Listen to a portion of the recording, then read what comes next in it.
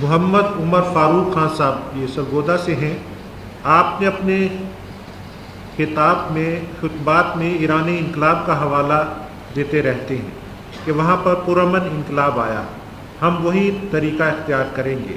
میری معلومات کے مطابق وہاں کوکا کولا فیکٹری کو آگ لگائی گئی اور تقریباً 12,000 جانیں قربان ہوئیں.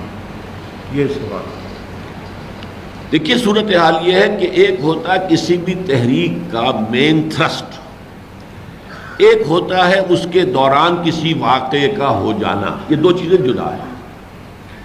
اول تو یہ کہ ہم ایرانی انقلاب کو اپنا آئیڈیل انقلاب نہیں سمجھتے. نمبر ایک، ہم نے کبھی اسے انکوالیفائڈ اسلامک ریولوشن آج تک نہیں کہا. اسے ہم کہیں گے تو شیعہ اسلامک ریولوشن کہہ سکتے ہیں. ریولوشن بھی ہم نے مکمل نہیں کہا، اس لیے کہ نظام کے بدلنے کی کوئی شکل نہیں تھی. البتہ یہ ضرور ہے کہ مذہبی طبقے کی حکومت آ گئی تو انہوں نے اپنی فقہ نافذ کر دی.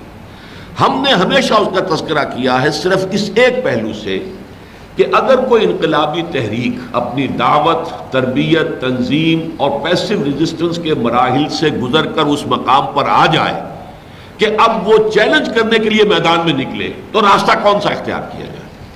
ایک چیلنج کا راستہ یہ ہو سکتا ہے کہ آپ بغاوت کریں.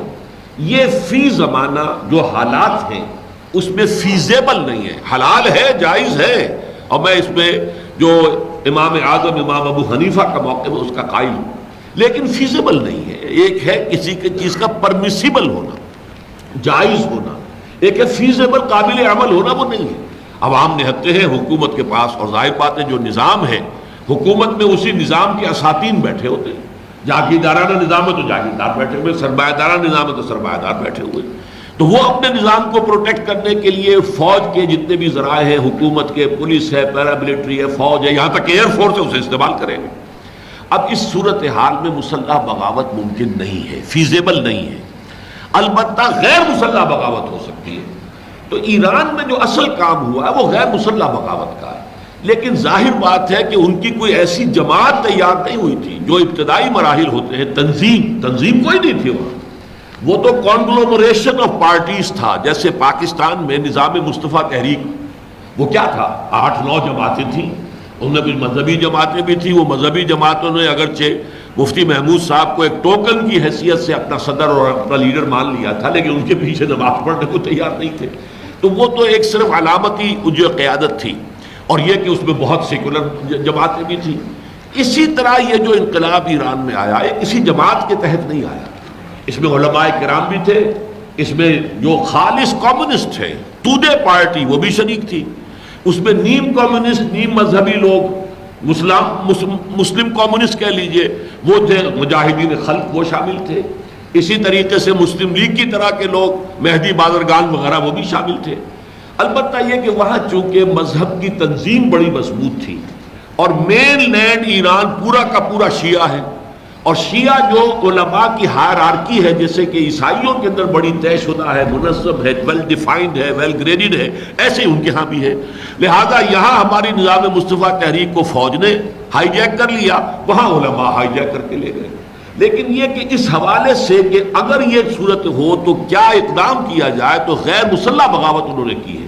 اب کہیں ادھر ادھر ہو جانا، کسی سنیما کو آگ لگا دینا یا کسی اور جگہ پر کوئی اور معاملہ، یہ بالکل ایکسٹرے ایکٹس ہے. ان کا تعلق اس مین تحریک سے نہیں ہے. مین تحریک تھی غیر مسلح بغاوت کے، سڑکوں پر نکل آؤ، اور جانیں دی گئی ہے یک طرفہ. یعنی فوج نے گولیاں چلائی، جیسے لاہور میں گولیاں چلائی تھی، کئی آدمی جو ہے نظام مصطفیٰ کے اس تحریک کے اندر یہاں پر انہوں نے جانیں دے دی. اسی طرح وہاں پر بڑے پیمانے پر ہوا ہے. وہاں پر تو ہیلی کاپٹرز کے ذریعے سے جلوس نکلا ہوا ہے 2-3 لاکھ آدمیوں کا، تو ہیلی کاپٹرز کے ذریعے سے جو ہے فائرنگ کر کے مارے گئے. اور میں جب ایران گیا تھا تو میں نے معلوم کیا کتنے آدمی مرے. انہوں نے بتایا کہ 20,000 اور 30,000 کے درمیان آدمیوں نے جانیں دی. انہوں نے ہتھیار استعمال نہیں کیا ہے، لیکن کہیں کہیں موب جو ہے انرولی ہو کر ڈسپلن کا معاملہ ختم کر کے کوئی حرکت کر بیٹھے، وہ بالکل دوسری بات ہے. بس یہ بات ہے جس کا کہ ہم جو ہے تذکرہ کیا کرتے ہیں کہ آج کے دور میں، اور یہ صرف ایرانی انقلاب کا میں تذکرہ نہیں کرتا، میں تو اس عمل کی جو ہے آغاز گاندھی سے کرتا ہوں.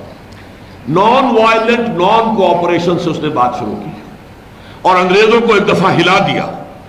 ہم کوئی کپڑا جو ہے انگلستان سے آیا ہوا نہیں پہنیں گے. اب ہم تو اپنا جو ہے چرخہ چلائیں گے، اپنا سود کاٹیں گے، اپنی کھدر بنائیں گے، کھادی پہنیں گے. ان کے مل بند ہونے لگے. اتنی بڑی مارکیٹ آپ کو معلوم ہے. آج جو ہے کلنٹن صاحب جو ریجھے ہوئے ہیں اور جو لاڈ پیار بھارت کے ساتھ کر رہے ہیں، تو سب سے بڑی شے انہیں بڑی مارکیٹ نظر آتی ہے کہ یہاں پر ہماری چیزیں سیل ہوں گی. تو وہ بہت بڑا مارکیٹ تھا یہ بھارت جو ہے، ہندوستان کی سرزمین. انگریزوں کے جو بھی لیورپول کے اور مانچسٹر کے اور یہ جو چل رہے تھے مل، وہ بند ہونے لگے. تو یہ لیکن کوئی گولی نہیں چلائی انہوں نے، کچھ نہیں کہا. نان کوآپریشن ہے، ترک موالات ہے، ہم آپ کی چیزیں استعمال نہیں کریں گے. پھر آگے چل کر وہ نان وائلنٹ سول ڈس اوبیڈینس ہوا، وہ بھی کس ایشو پر کہ پرماتما کا سمندر ہے، پرماتما نے اس کے اندر جو ہے وہ نمک پیدا کر رکھا ہے، ہم تو وہاں سے پرماتما کے سمندر سے پرماتما کا پیدا کردہ نمک بنانے جا رہے ہیں. اس کے معنی کیا تھے کہ ایکسائز اینڈ ٹیکسیشن کی پوری پالیسی جو تھی برٹش انڈیا کی، اس کو چیلنج کر دیا. اب لاٹھیاں پڑی، بڑے بڑے لیڈر جو ہیں اس کے اندر جو انہوں نے لاٹھیاں کھائی ہیں، ان کے سر پھٹے ہیں، جیلوں میں ہزاروں گئے، لیکن انہوں نے کوئی ہتھیار نہیں اٹھائے. اس طریقے کی تحریک چل رہی تھی در حقیقت. اور آپ کے علم میں ہوگا، میں نے کئی دفعہ بیان کیا ہے کہ ایک دفعہ اسی طرح کی تحریک میں چورا چوری ایک جگہ ہے بہار میں، وہاں جو جلوس نکلا وہ انرولی ہو گیا، اس لیے کہ اس کے اوپر لاٹھی چارج کیا گیا. تو اتنا غصہ آیا جلوس کو کہ اس نے جا کر ایک تھانے کا گھیراؤ کیا اور اس کو آگ لگا دی، اور کئی جو ہے سپاہی اس کے اندر جل کر مر گئے. گاندھی نے فوراً تحریک جو ہے کال آف کر دی کہ اگر تم پرامن نہیں رہ سکتے تو میں تمہاری رہنمائی کرنے کو تیار نہیں. یہ بات ہے، تاریخ ہے یہ ہماری. البتہ یہ کہ اس سے آگے کا قدم اس لیے نہیں اٹھانا پڑا کہ ادھر سیکنڈ ورلڈ وار شروع ہو گئی. تحریک ظاہر بات ہے کہ وہ دب گئی، اور سیکنڈ ورلڈ وار کے بعد اب جو برطانیہ خود طے کر چکا تھا کہ اب ہم یہاں زیادہ دیر نہیں رہ سکتے، وی ہیو ٹو گو، ہمیں اپنا بستر گول کرنا ہی کرنا ہے. لہذا برطانیہ سے آزادی حاصل کرنے کے لیے کوئی ایسی تحریک جس میں جانیں دینی پڑے وہ اس کے بعد ضرورت ہی پیش نہیں آئی.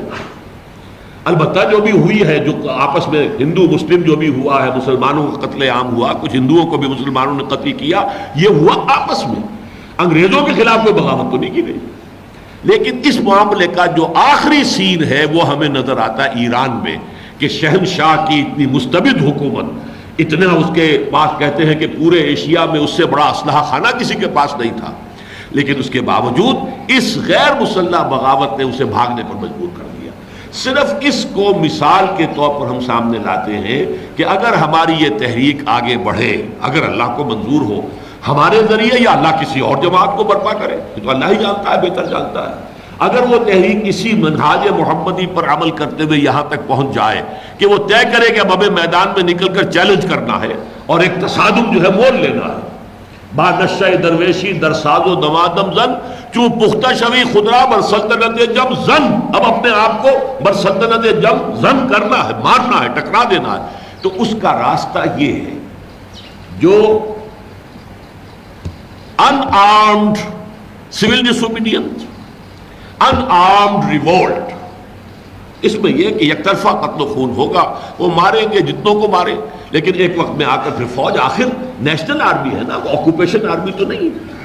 جلیانوالہ باغ میں جنرل ڈائر نے مار دیا، ہندوستانی مسلمان سکھ ہندو مارے گئے، اسے کیا درد ہوا. لیکن یہاں ظاہر بات ہے ہماری فوج تھی نا.